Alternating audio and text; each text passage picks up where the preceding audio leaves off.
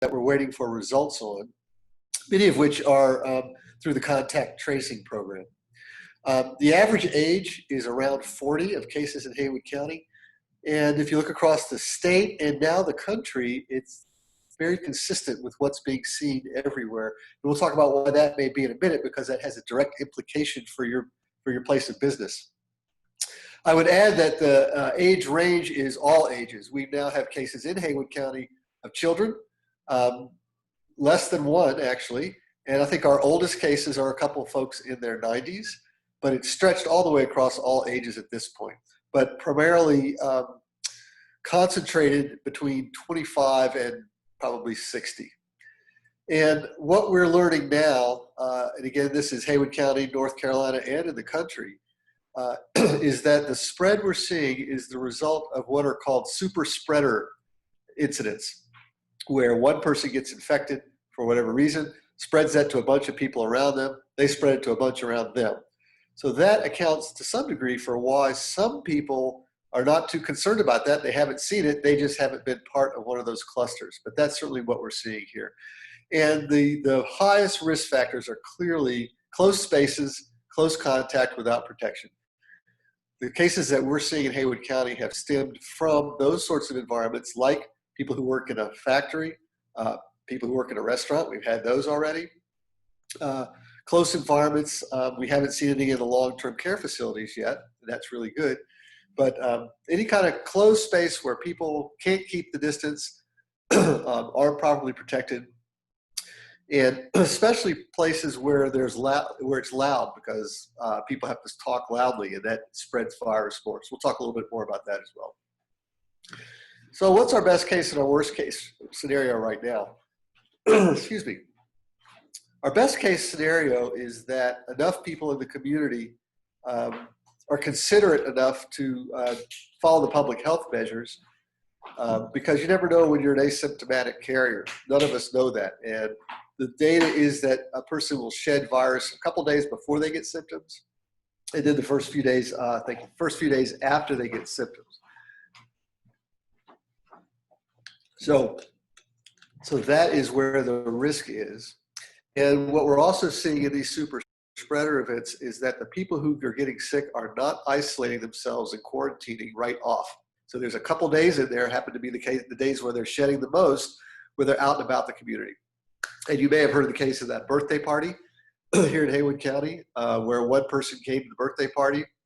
They developed symptoms that evening after the party, but they exposed a bunch of people, and it led to a business having to shut down. So that's sort of what we're saying. So best case scenario, enough of us pay attention to these measures, isolate ourselves if we get sick, and we can tamp it down. Worst case scenario, at the Board of Commissioners meeting, I threw up the graph of what's happened in Gainesville, Georgia. They were around 50 cases at the end of March. By the 1st of May, they were at 2,000. That's our worst case scenario, that this just keeps going. And at that point, we're definitely going to be stretching the hospital. We're going to be seeing some more serious illness. And a lot of people have asked about that. We have now 3 people who've been hospitalized and 1 person on a ventilator out of Haywood County. There's another person on the ventilator that, although their address was technically in Buncombe County, so they get counted there, they really were a Haywood County resident. Even that's the worst case scenario. We don't know where this is going, and where it goes depends on what each of us does, and in your business, what you do to sort of promote safety. The risk, of course, is that if this really gets out of control, back comes the hammer, and back we go to closing down things. And I don't think anybody wants that. We certainly don't want that. And so I think your being here and you're paying attention and doing what you can in your place of business is really, really, really critical right now across the entire county. So the old rules, BC, before COVID. Here, the rules of commerce were basically one, and this was it. You had a service or product that the customer finds valuable enough to pay for it. And that's pretty much what was going on. Of course, there are safety concerns, and certainly the restaurant industry. There are OSHA regulations, and certainly the health department inspects restaurants. So there was always safety in the background. But short of somebody driving a car through your front door accidentally, nobody really thought they were at much risk. But now there are new rules to go with that rule. And here are the 4 new rules as I see them. Number one, you provide a safe space because nobody's going to come see you if they don't feel like it's safe enough. Number two, the staff are protected. You got to have people to do the work, and they help to provide a safe space. Number three, the customers are protected, and the customers help you provide a safe space. And then number four, everyone does their part to have the community be a safe space. Hold on just a second. Or scratchy throat. So these are the new rules. And we need, if we're going to do this as safely as we can, we need to adapt our places of business to do that. So how do we do that? Because whereas before you might have been able to guarantee enough safety for your patrons, now you can't. You cannot, by in and of yourself, guarantee a high enough level of safety on your own. And that's the change in the rules. In order for you to provide that high enough level of safety, you need the customers to participate, and you need other businesses to do their part. Because if somebody goes into a business that's not paying attention, things get spread, they come out of that, walk into your place, then everything that you've done isn't going to help. So it's going to take a cooperation across. We're going to have to assume some responsibility not only for our place of business, but also for the customers who come in and for the other businesses around us. So as I was telling before, these are the key risk factors. And you can see in this graph where the risk begins to increase. And I think this is certainly what our experience has been in Haywood County and Western North Carolina and really across the country. Closed spaces, especially loud closed spaces, are just a higher risk environment. And of course, a restaurant is that. Why the loud voices and yelling? Because a person who is infected would expel much more virus, a much greater distance, greater than the 6 foot distancing rule that we've all heard about. That's also why singing is really a high risk endeavor these days. And so when you think about your houses of worship and other places, again, high risk places because of these things. There's no way that we're going to have no transmission of the virus, and there's no way that we're going to have no people sick. At this point, the issue is how can we keep the risk, how can we keep the numbers down? How can you reduce your risk? How can you reduce the risk for your customers and patrons?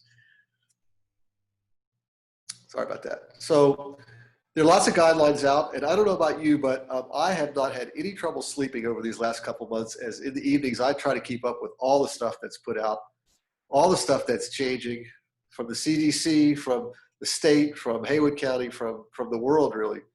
But let's make it really simple. And here's the way to make it really simple. So when you think about your place of business and you think about how you want to organize that, here are the key concepts to keep in mind. So the 3 W's, which I'm hoping that you've heard about, wearing a mask, waiting the distance, and washing. Let's talk about those a second, because obviously people are eating, they can't wear a mask. But they can wear a mask coming in and out, and can be encouraged to do so. Staff can wear a mask, and that becomes really important. Now, it might be hard to take an order through a mask or whatever, but these are all things to be considered.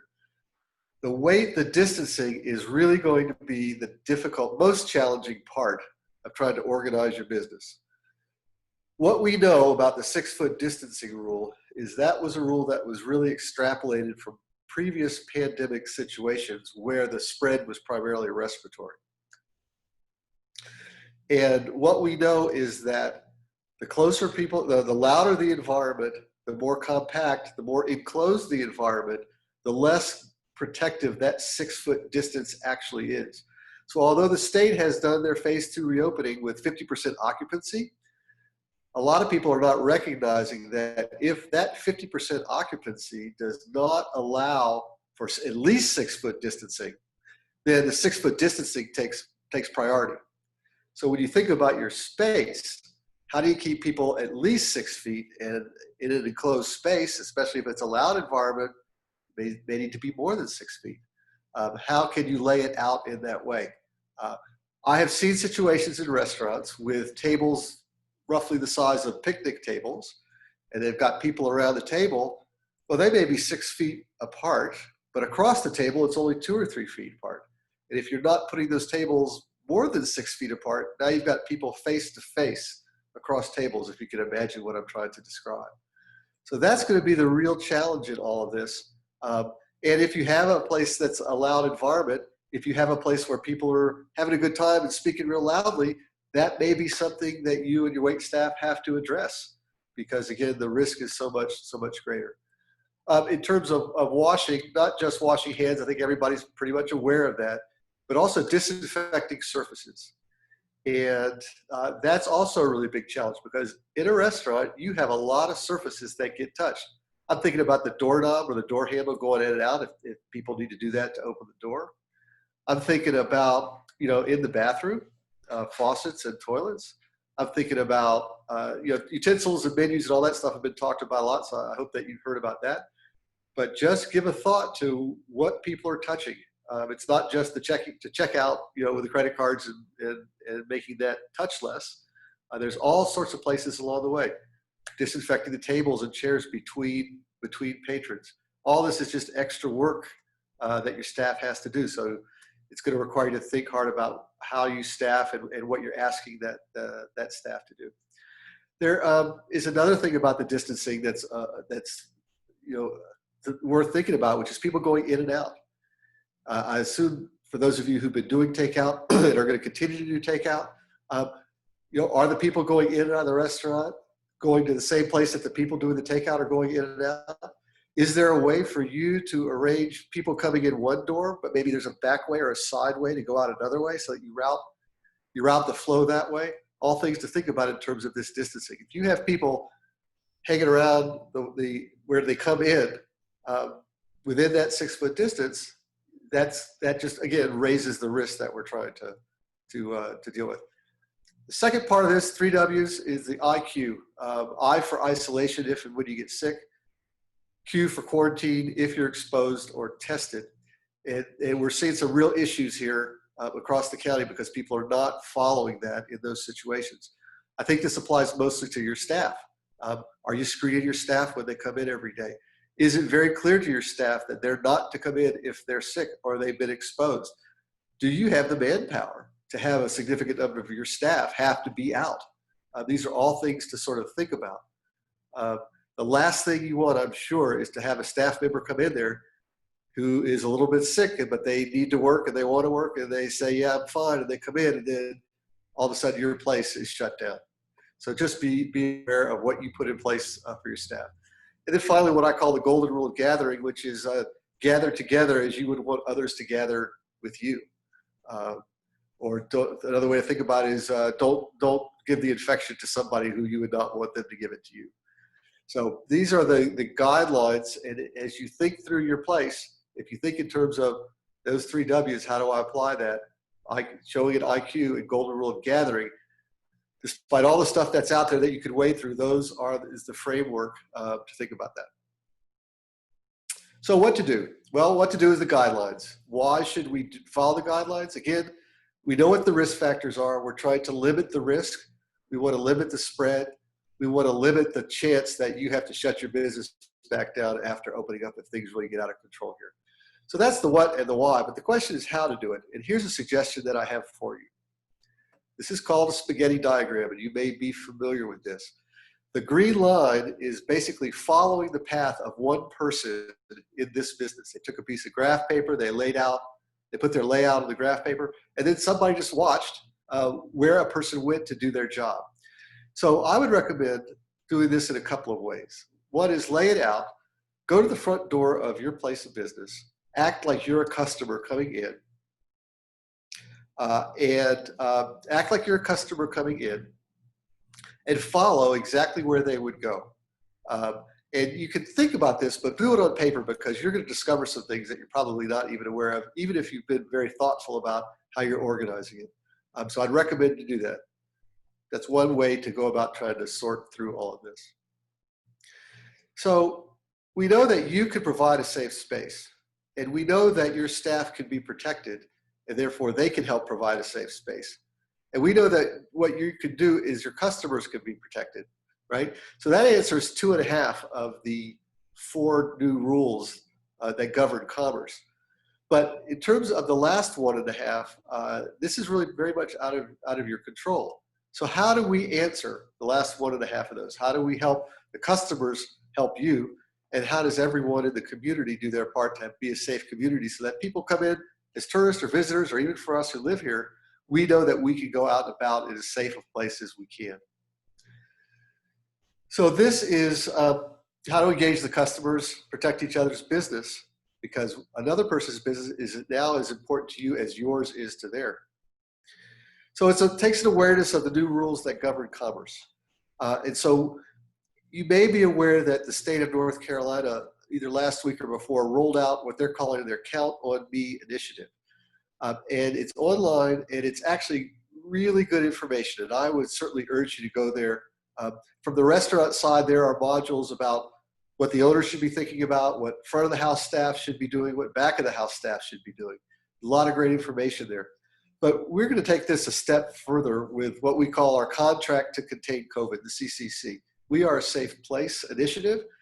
And this is a checklist that you can use, but most importantly, this is a checklist that you can post at your front door, post where your customers come in. And it's a document that'll show what you're doing. And there are various things that can be checked off. You can check off the things that you're doing, but it also has a section to show what you want the customers to do to get their engagement to help make this safe so that we can all sort of be open and get on with our lives as best as we can. So the chamber is going to make that available to you. Have a look at it. If it's something that you find useful, I would encourage you to post that. I would encourage you to share that with your colleagues in other restaurants and businesses for them to post theirs. And that way the customers know how they can fit into all this. It gives us our best chance to protect each other's business and be a safe community as well. So that is the information that I wanted to go through with you guys. Think about, I'm willing to entertain any questions you have. I want to start off with one while you're thinking of the question you want to ask. And by the way, I would say that if you're thinking about asking a question, but maybe a little bit shy, not sure anybody really cares about that, I can guarantee if you're thinking about it, everybody else is thinking about it too. So don't be bashful, fire it into the chat, and let's talk about this stuff. So I'm going to get it started with one from Anna, who asks if I can answer offline. In a B&B, is it better to serve breakfast in the room or outside? Is it safer to have the room empty for one day or two between guests? And I'll answer both of those. So it would be better, again, if we're thinking enclosed spaces, people together, distancing, it would be better to serve in the room. And it would be better to serve in the room in a way that those utensils and materials are not going to be shared. That would be the best. Outside would be second best. And I happen to think that if you're spaced out outside appropriately with the distancing and whatever, beyond that 6 feet, that's a perfectly reasonable thing to be doing. I think the least safe is going to be indoors, especially if it's a buffet kind of arrangement where people have to be, going by each other to get food and whatnot. That would be the most risky of the situations. So I would say in the room or outside. In the room would be less risky. Outside would be slightly more risky, but maybe not appreciably risky. You could probably do both of those. The second question that Anna asked, is it safer to have a room empty for 1 or 2 days between guests?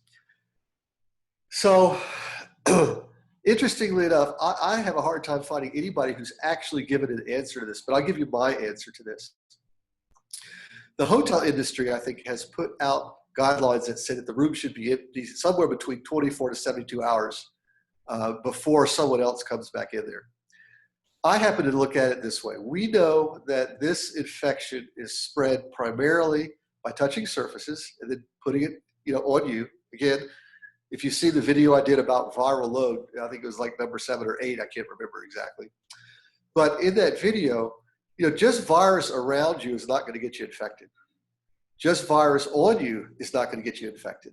Virus has to also get inside of you. So that's why washing hands frequently, especially if you're coming into frequent use surfaces, breaks that chain of transmission. That's why a mask may help somewhat to break that chain of transmission. Because even if some virus gets inside you, if it's not too much, your immune system will handle that. You won't get sick. So everything that we do is trying to lessen that viral load that we're exposed to. So we know, for instance, that this infection is spread primarily by respiratory droplets. Respiratory droplets are fairly big droplets that contain the virus. If I were to cough out some of these droplets, they would pretty quickly fall to the ground, and within minutes, right? Within 15, 20 minutes, they're going to be gone to the ground, and that's where they are. We know that those droplets can last on some surfaces longer than others. Hard surfaces tend to be longer than porous surfaces.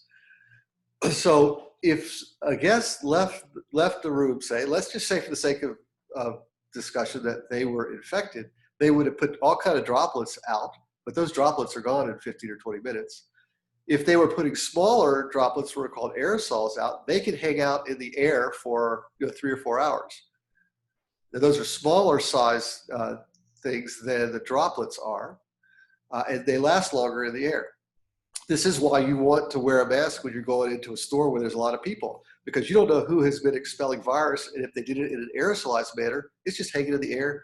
You could walk through the area without ever having to contact the person and still get exposed that way.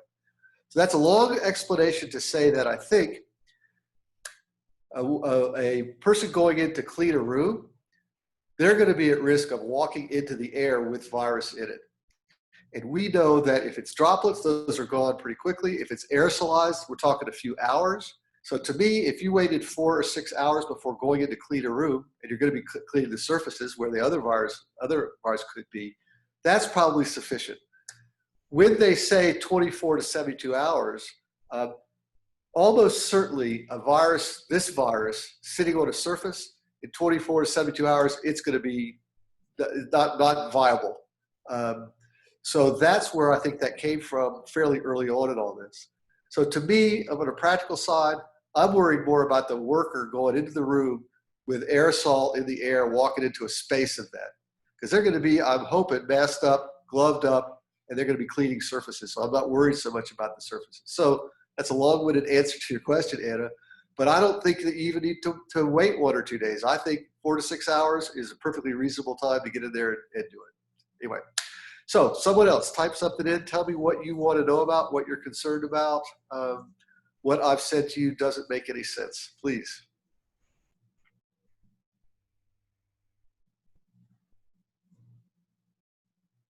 Dr. Jaben, while you're waiting, Yep. David and I passed that sheet out to all the businesses that were open on Main Street 2 weeks ago. And we had another group in Canton, so we were on foot across the county passing those out. Yep. They're also on our website under our COVID resources. So, right, so CC is reminding me that we had a similar form of this that was directed towards shops and stores and to lodging, and those were shared across downtown Waynesville and Canton and Maggie. They're also available, the form is also available on the Chamber's website, so you can access it there. And I'll tell you guys, I could sit silent for quite a while, so let me know what you're thinking.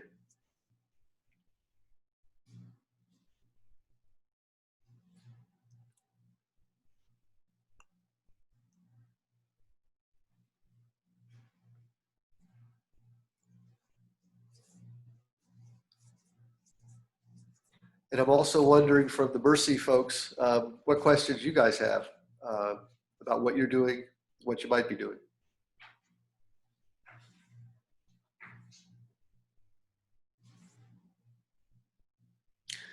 So question asks, what about sanitizing carpet between customers? So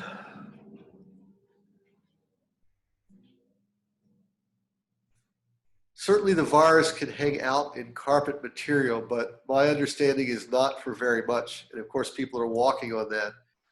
Again, I think I don't know how crucial that actually is. Most people aren't putting their foot to their face. And it's that contact of hand contact where people touch their face that's really thought to be a primary mode of transmission. Yes, could somebody walk on it, sit down in a chair, put their foot up on the desk? Sure, all of that could happen. But I think that's a less risky of a situation than the surfaces where people are putting hands. Does that help you, Lois?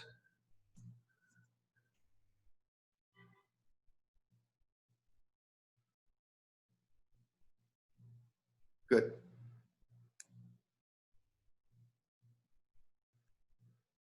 Very good. More questions. Let me help you guys out.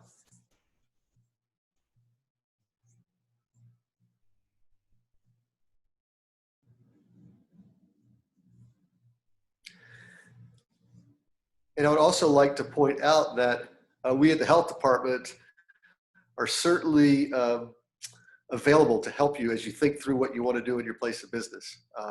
So if you have questions that come up, or as you see situations that come up, or as you see perhaps other restaurants or other businesses doing things that raise some questions in your mind, please reach out to us. We're happy to consult and try to help sort out the best way for that to work.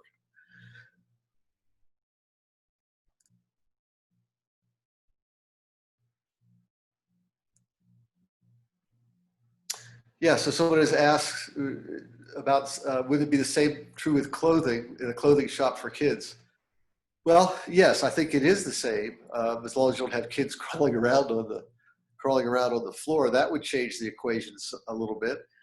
And it's hard in a clothing place because people want to touch their clothes and they want to try their clothes on and they're going to put it back on the rack. Again, virus on the surfaces are only a problem if they get on your hands and you give it access in through your mouth or nose. So I don't think that you can be sanitizing all this sort of stuff all the time. So maybe the better tact is to say, yes, it is possible that there could be virus in the clothes or on the floors, but the way to break that chain of transmission is hand washing. So maybe one of the ways you want to deal with that is really make it available and easy for people to wash their hands in your place, whether that's hand sanitizer, soap and water is best, but short of that hand sanitizer. Maybe you want to put up signs, and someone has asked, what about a jewelry store that takes in repairs and shows jewelry? I think it's going to be possible to disinfect all of those things. So let's break the chain of transmission somewhere else. Let's just make it really a common, frequent practice. Maybe you have signage along the shelves in your jewelry store, for instance, or in the clothing store.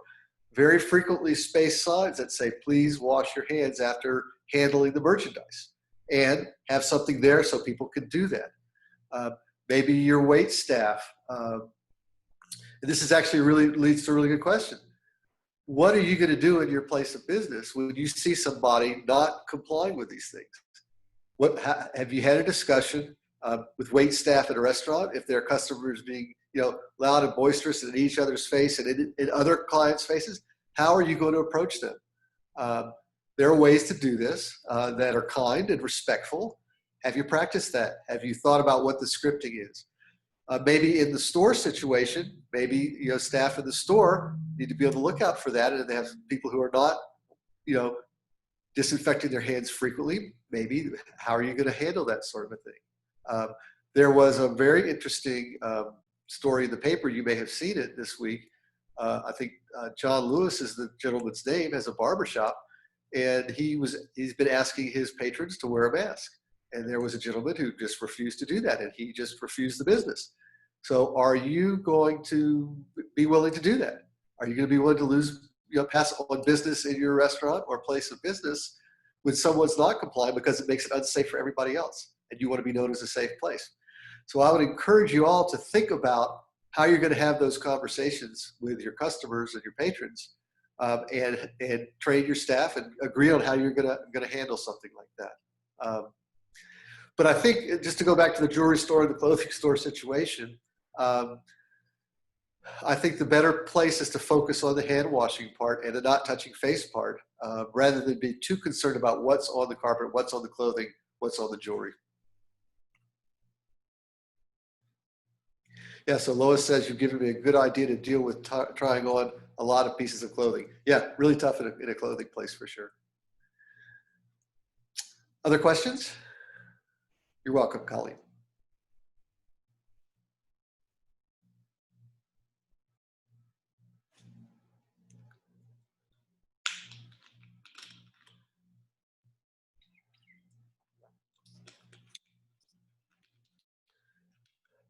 So hearing none, let's wrap up for today.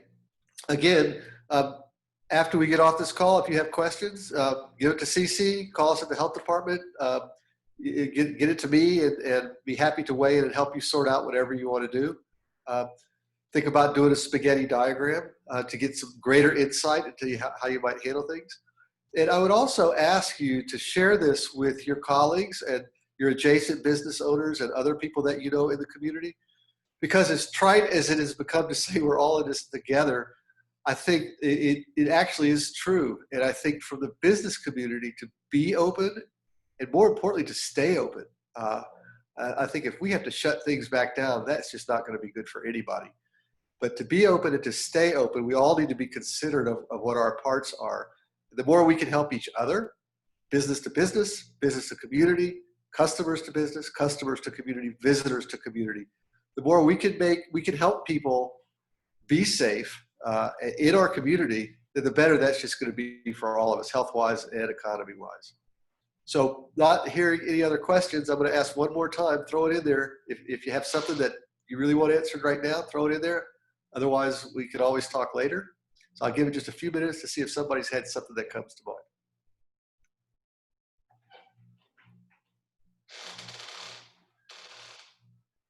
And not seeing that, we're going to conclude for today. I really want to thank each of you for taking the time to be here. And I really want to thank each of you for making the effort to do what's right for all of us in this community and take that responsibility on and be considered in that way. It's you know, what I'll tell you from my standpoint, watching the cases roll in every day, doing the contact tracing, chasing stuff down, what you're doing really, really matters. And so it's much, much appreciated. So thank you very much for being here, and let's stay in touch.